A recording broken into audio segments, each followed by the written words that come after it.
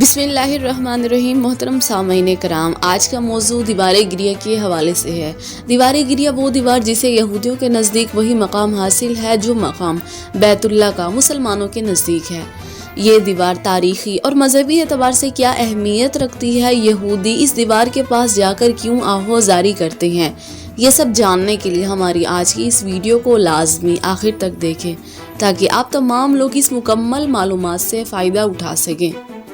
ناظرین محترم، اس دیوار کو دیوار گریہ اس لیے بھی کہا جاتا ہے کہ یہودی اس دیوار کے پاس جا کر روتے پیٹتے اور چیختے چلاتے ہیں۔ یہ دیوار وہی دیوار ہے جسے مسلمان دیوار بوران کہتے ہیں۔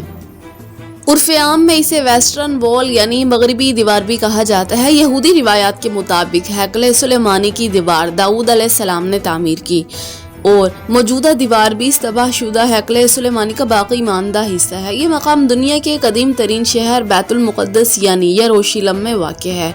یہ یہودیوں کی ایک اہم مقدس یادگار ہے۔ اس کے قریب یہودیوں کی ایک اور مقدس عبادت گاہ بھی ہے جسے بنیادی پتھر کا نام دیا گیا ہے۔ مقدس یہودیوں کے مطابق اس پتھر پر کوئی بھی یہودی پاؤں نہیں رکھ سکتا، جو بھی ایسا کرتا ہے وہ عذاب میں گرفتار ہو جاتا ہے۔ یہودیوں کے عقیدے کے مطابق یہ پتھر دیوار گریہ کے بالکل مخالف سمت میں واقع ہے، لیکن مسلمان اس دیوار کو مسجد اقصی کا حصہ قرار دیتے ہیں۔ دراصل مسلمان اس دیوار کو اس لیے بھی مقدس سمجھتے ہیں کیونکہ اس دیوار کا واقعہ معراج سے نسبت ہے۔ معراج کی رات آپ صلی اللہ علیہ وآلہ وسلم کا براق نامی گھوڑا اسی مقام پر آ کے رکا، جبکہ اسلامی روایات کے مطابق ہیکل سلیمانی حضرت داؤد علیہ السلام نے تعمیر کرنے کا منصوبہ بنایا۔ ہیکل سلیمانی سے پہلے یہودیوں کا کوئی مقدس مقام نہیں تھا۔ یہ تمام لوگ خانہ بدوشوں کی طرح زندگی گزارتے اور جس خیمے میں تابوت سکینہ رکھا ہوا ہوتا اسی طرف متوجہ ہو کر نماز ادا کرتے۔ مگر جب حضرت داؤد علیہ السلام کو نبوت ملی اور آپ اس وقت کے یہودیوں کے لیے جن کی طرف آپ پیغمبر بنا کر بھیجے گئے ایک عمارت بنائی جسے ہیکل سلیمانی کا نام دیا گیا۔ اس کی تکمیل سلیمان علیہ السلام کے دور میں ہوئی۔ اس تعمیر میں جنات انسانوں دونوں نے مل کر حصہ لیا۔ حضرت سلیمان علیہ السلام کی وفات کے بعد یہودی اس ہیکل کو اپنی عبادت کا مرکز تصور کرتے اور اسی مرکزی عبادت گاہ میں انہوں نے تابوت سکینہ کو بھی رکھ دیا۔ اس ہیکل میں صرف بااثر افراد کو جانے کی اجازت تھی۔ آپ کے بعد یعنی حضرت سلیمان علیہ السلام کے بعد آپ کی قوم اتنی سرکش ہو گئی کہ وہ راہ راست سے بھٹک گئی۔ اللہ کی طرف سے ان پر انبیاء کرام مبعوث ہوتے رہے مگر ان کی سرکشی کسی بھی صورت ختم نہ ہوئی۔ ان کے ظلم کا یہ عالم تھا کہ یہ لوگ بلا خوف و خطر انبیاء کرام کو شہید کرتے۔ پھر اللہ کی طرف سے ان پر ایسا عذاب نازل ہوا کہ بخت نصر ایک بادشاہ جو کہ بابل سے تعلق رکھتا تھا، اس نے تل ابیب یعنی اسرائیل کے علاقے پر حملہ کر کے اسے تباہ و برباد کر دیا۔ بخت نصر بادشاہ نے آدھے سے زیادہ یہودیوں کو قتل کر دیا اور باقی ماندہ یہودیوں سے یہ کہا کہ خود اپنے ہاتھوں سے اپنی اس مقدس عبادت گاہ کو مسمار کرو۔ چنانچہ زور و زبردستی ہیکل سلیمانی کی تباہی کے بعد سارے یہودیوں کو اس نے اپنا غلام بنا لیا اور ہیکل میں موجود اس تابوت کو وہ اپنے ساتھ لے گیا۔ تابوت سکینہ یہودیوں کے نزدیک عزت و برکت والا تابوت تھا جسے وہ لوگ برکت حاصل کرتے۔ بخت نصر نے اس تابوت کی بے حرمتی کی۔ اس وقت دنیا میں یہودی مذہب برحق تھا، اس لیے بخت نصر پر یہ تباہی آئی اور اس وقت کے مشہور بادشاہ ذوالقرنین نے بخت نصر کی حکومت پر حملہ کر دیا۔